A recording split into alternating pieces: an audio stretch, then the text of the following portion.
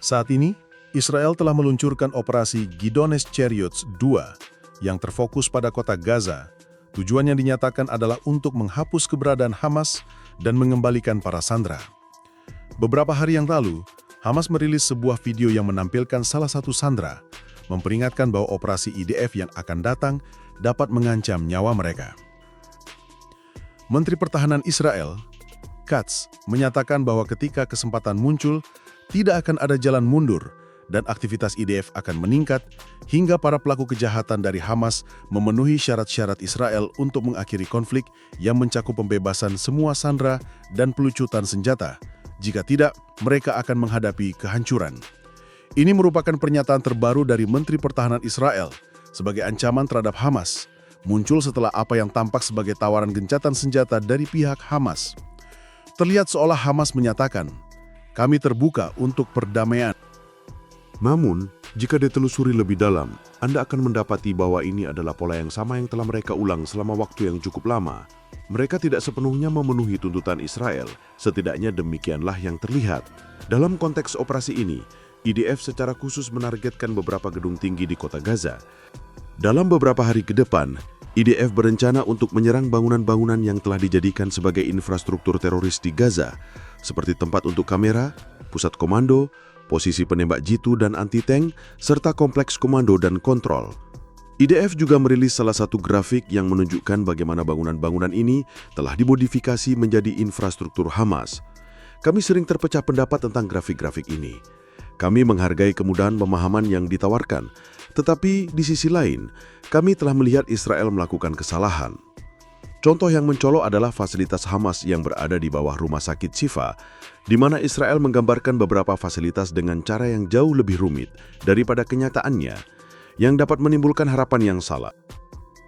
Meskipun demikian, ini adalah gambaran yang telah dirilis oleh Israel sebelumnya.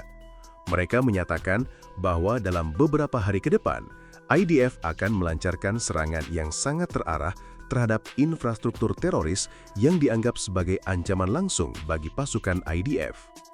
Saat ini, IDF telah menyerang gedung-gedung tinggi yang digunakan oleh Hamas di kota Gaza. Di dalam bangunan tersebut, Hamas telah membangun infrastruktur yang mereka manfaatkan untuk merencanakan dan melaksanakan serangan terhadap IDF. Mereka mengklaim bahwa para teroris Hamas telah memasang peralatan pengumpulan intelijen dan pos-pos pengamatan di gedung tersebut untuk memantau lokasi pasukan IDF. Sebagai bagian dari persiapan di area ini, para teroris juga menanam berbagai alat peledak di dekat gedung yang dimaksudkan untuk melukai pasukan IDF. Selain itu, mereka menyebutkan bahwa Hamas memiliki beberapa terowongan bawah tanah yang berdekatan dengan gedung tersebut. Israel menegaskan bahwa sebelum melancarkan serangan, mereka telah mengambil langkah-langkah untuk meminimalkan risiko bagi warga sipil, termasuk memberikan peringatan awal, menggunakan amunisi presisi, serta meningkatkan pengawasan dan intelijen. Dalam setahun terakhir kita telah menyaksikan peningkatan di mana Hamas secara aktif menambang dan memasang jebakan di hampir semua gedung. Banyak video yang dirilis oleh Hamas menunjukkan mereka sedang memasang bahan peledak atau alat peledak rakitan di dalam bangunan, serta mengawasi aktivitas tersebut melalui kamera atau meminta orang lain di dekatnya untuk memantau. Ketika IDF mencoba untuk membersihkan fasilitas tersebut, bom-bom ini diledakkan, menyebabkan korban jiwa atau luka di sekitar area ledakan. Dalam beberapa kasus, bahkan dapat meruntuhkan seluruh gedung dan menimpa tentara IDF. Oleh karena itu, IDF menyatakan bahwa di beberapa lokasi di sekitar gedung-gedung tinggi ini, Hamas telah menempatkan bom di dalam dan di sekitar fasilitas yang dapat mengancam IDF saat mereka berusaha untuk membersihkan lokasi tersebut.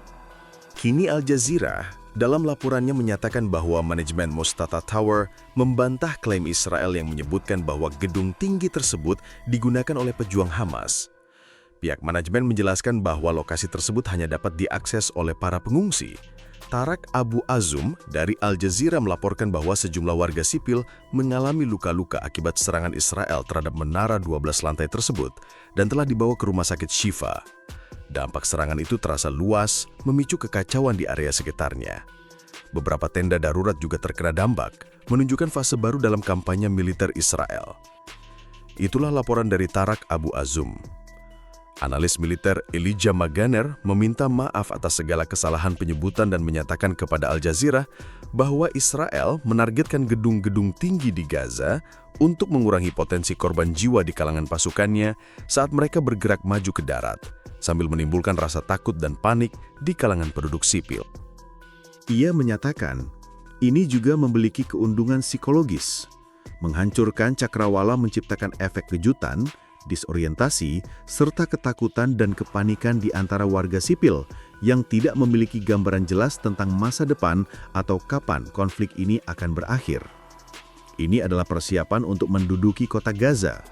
Dari semua informasi yang kami terima dari Israel dalam beberapa hari, minggu, dan bulan terakhir, tampaknya ada persiapan untuk pendudukan kota Gaza. Bahkan, mereka baru saja merilis pernyataan beberapa hari yang lalu, mengindikasikan bahwa mereka telah memulai fase kedua dari operasi Gideon's Chariots, di mana mereka berencana untuk memperluas dan meningkatkan intensitas operasi dalam waktu dekat. Mereka menyatakan bahwa Hamas akan menghadapi IDF dengan kekuatan penuh di kota Gaza dan bahwa tekanan terhadap Hamas akan ditingkatkan hingga mereka mengalami kekalahan. Kami telah mengamati peningkatan jumlah pasukan cadangan yang dipanggil di seluruh Israel untuk berpartisipasi dalam manuver atau operasi baru ini. Dari apa yang terlihat, sepertinya akan ada lonjakan pasukan Israel ke Gaza untuk mendukung operasi Gideon. Ini terjadi di tengah beberapa pengumuman yang menunjukkan kemungkinan kemajuan menuju gencatan senjata antara Israel dan Hamas. Namun, tampaknya tidak ada perkembangan yang akan terjadi dalam waktu dekat. BBC merilis pernyataan yang menyebutkan laporan dari kantor Perdana Menteri Netanyahu yang menyatakan bahwa ini adalah pemutarbalikan fakta oleh Hamas yang bukan hal baru.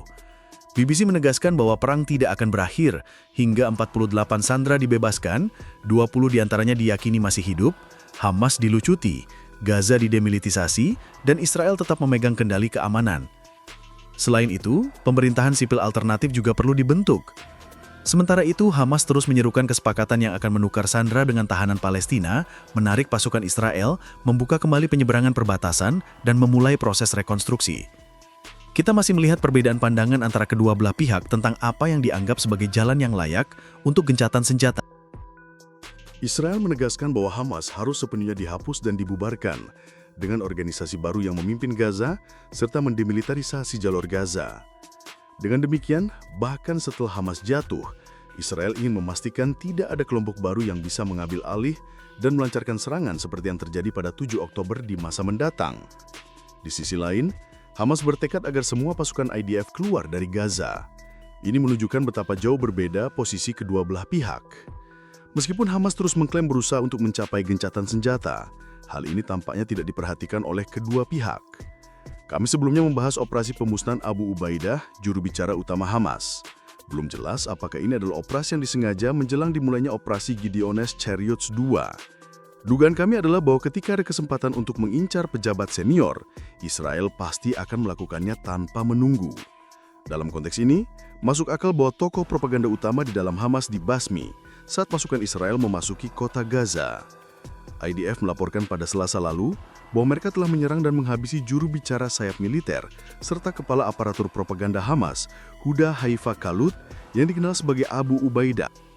Dalam sebuah dokumen yang ditemukan di jalur Gaza dan kini terungkap, Halu terlihat bersama kepala sayap militer Hamas Mohammad Dev, Komandan Brigade Han Yunik, Rafa Salameh, dan Kepala Staf Intelijen Sayap Militer Muhammad Odeh, yang menunjukkan posisi seniornya dalam kepemimpinan operasional organisasi.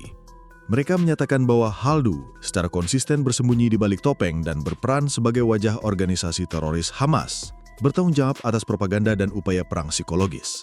Selama konflik, ia mengatur penyebaran kengerian pembantaian 7 Oktober melalui kamera yang dibagikannya kepada teroris Hamas, serta merilis video yang menunjukkan tentara dan warga sipil IDF yang diculik di jalur Gaza. Eliminasi Halu ini dianggap cukup signifikan. Kami melihat banyak saluran pro-Hamas menanggapi dengan dua cara. Pertama, beberapa dari mereka masih bersikeras bahwa ia tidak mati dan baik-baik saja, serta akan segera muncul kembali. Namun setelah pengumuman eliminasi oleh IDF, tidak ada kabar darinya.